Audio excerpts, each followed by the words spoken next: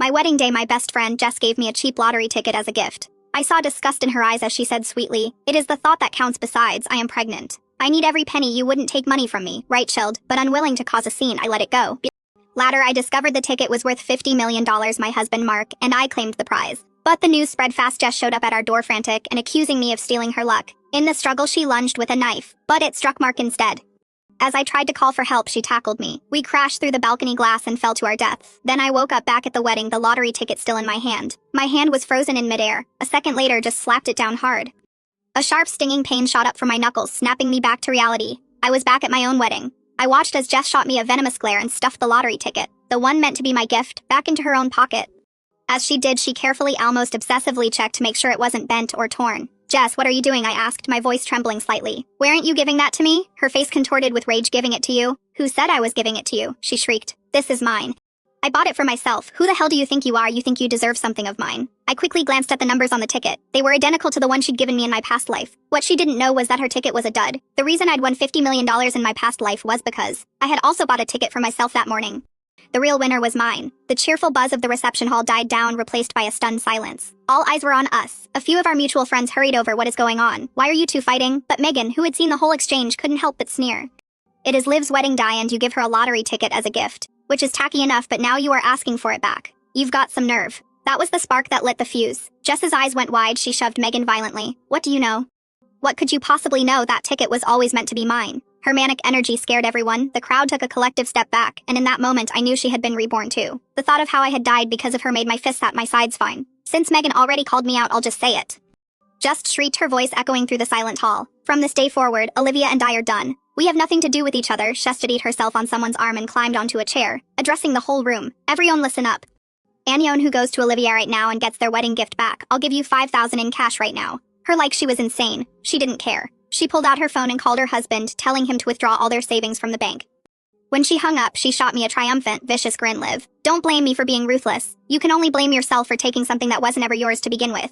She spat the words out, her teeth clenched. The atmosphere was thick with tension.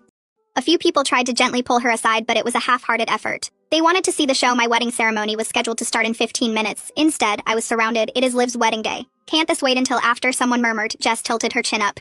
"Let me repeat myself. If you cut ties with Olivia right now, I will give you $5,000 each." Just as she finished speaking, her husband arrived, panting, dragging a heavy black duffel bag. "Put it on the floor," she commanded. He grunted and dropped the bag, unzipping it to reveal stacks and stacks of cash. "Honey, all of our savings, 20,000, all here." The sight of that much cash stunned the room into silence. Megan, standing beside me, gasped. Her voice was suddenly syrupy. "Sweet Jess, you are serious?" Jess laughed, a short, sharp sound. "Of course I am sorry. I am serious. When have I ever lied? And believe me, I am about to have a lot more money than this." Before, they would have dismissed her as crazy, but now with a bag full of cash at her feet, they were listening. Megan was the first to turn. Her eyes flicked over to me and she held out her hand. "I wish you all the best. Now about that $200 gift I gave you. Can I get that back?" Before I could even speak, Jess was already counting out $5,000 and shoving it into Megan's hands. "Limited time offer, first come, first served." That was all it took. A wave of people surged toward me demanding their gifts back. Among them were some of my own relatives. "Live, sweetie, I know this hurts," my own aunt said, not even trying to hide her greed. "But who can resist an offer like this? 500. Do you know how little I make a month cleaning houses?" She turned and yelled over her shoulder. "Me, I am next. I am officially cutting ties with my niece. Can I get a little extra for being family?" The few guests I had were now all crowded around Jess. A few minutes later, the once stuffed duffel bag was empty. As everyone quietly counted their money, Jess strode toward me on her tiptoes in front of my disbelieving eyes. She called over the venue manager. She pointed around the beautifully decorated hall. "I want to book this ballroom right now. How much will it cost?" Manager shot me a troubled look. "Ma'am, I am afraid that is not possible. This ballroom has already been for by this. Whatever she paid, I'll pay double." The manager hesitated. "Ma'am, it is against our policy to triple." A flicker of excitement crossed his face. He was wavering 4 times. "No, I'll pay 5 times her price to book this hall right now." That sealed it. The manager was sold. Without even looking at me, he agreed. "Yes, of course. I'll have my staff change the decorations immediately." Throughout the entire exchange, he treated me like I was invisible. "Don't bother," Jess said, a smirk on her face. "Leave everything as it is. Just take down their wedding portrait from the stage." She shot me a look of pure triumph. The manager, never the professional, pulled me aside. "Ma'am, you saw what happened. We're a business and we need to make a profit. So I am very sorry, but we will, of course, compensate you for the breach of contract." I curved my lips into a smile. "Well, for a spineless opportunist, your surprisingly polite face turned a shade of green after a sharp huff. He ordered 2 waiters to remove my wedding portrait. I didn't catch it in time. It fell to the floor with a crash. As I bent to pick it up, Jessie's foot came down on the photo right on my face. I looked up and met her contemptuous gaze back. "When you were doing better than me, you always look down on me," she sneered. "No, it is my turn. Thank God the universe is finally setting things right. It is my time to be rich." A fire burned in my chest. Look down on you. When did I ever look down on you? You dare say you didn't. At my wedding, you gave me that diamond ring in front of all my friends. Wasn't that just to show off how much money you had? Her foot twisted on the photograph, grinding it into the floor. I couldn't help it.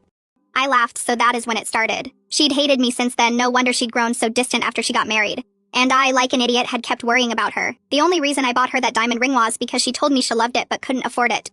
She had no idea I'd worked a month of overtime and emptied my own savings account just to buy it for her. I was an orphan raised by the charity of neighbors. From the moment I met Jess, I had considered her family. Now I saw that it had all been one-sided, but at least I was seeing things clearly now. The photo was ruined. I didn't want it anymore. I slowly straightened up. Jess, I just hope you don't regret this. Booking this haul had cost me 5,000 times. That was 25,000. Regret. She scoffed. Liv, you think too small. When you find out how much money I am about to have, I promise you'll be on your knees begging me to be your friend again. Just then my husband, Mark, came out of the dressing room. He was supposed to be greeting guests with me, but earlier Jess had accidentally spilled a drink on him and he'd been changing. What is going on? He asked, then his eyes fell on the discarded portrait. Jess, what are you doing? He moved to pick it up, but 2 security guards grabbed him. Jess, what the hell is going on? Mark yelled. I was shaking with rage. A second later, guards grabbed me too. This is my party now, Jess announced.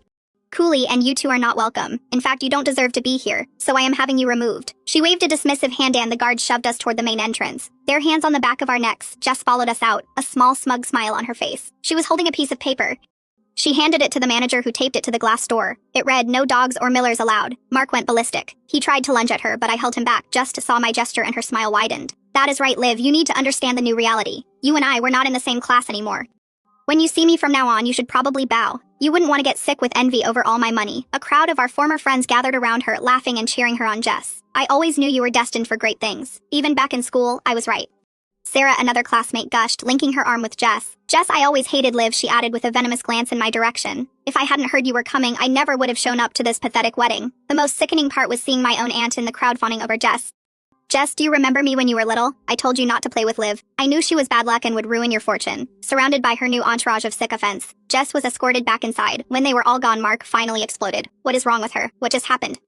I took a deep breath and explained everything as best I could. He looked shocked, but he believed me. I gently touched his shoulder. Let's just take a trip. A honeymoon. Just the two of us. We don't have to deal with any of these people. He stroked my cheek, his eyes full of concern. Okay.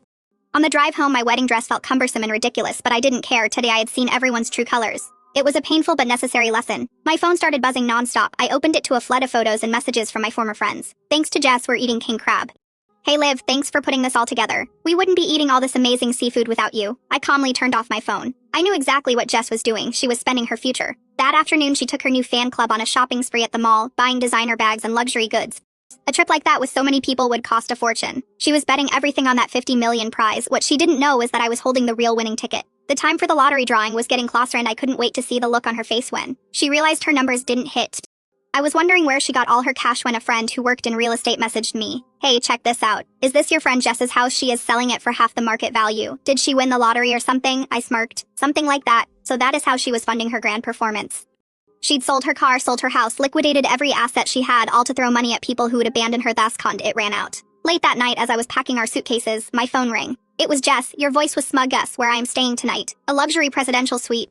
Have you ever even seen one live? Let me tell you something. After tonight, the gap between you and me will be a chasm you can never cross. Tomorrow, I will be a multimillionaire, 50 million. You'll never see that much money in your entire life. I couldn't stand the sound of her voice. I hung up. The next morning, I woke Mark up early.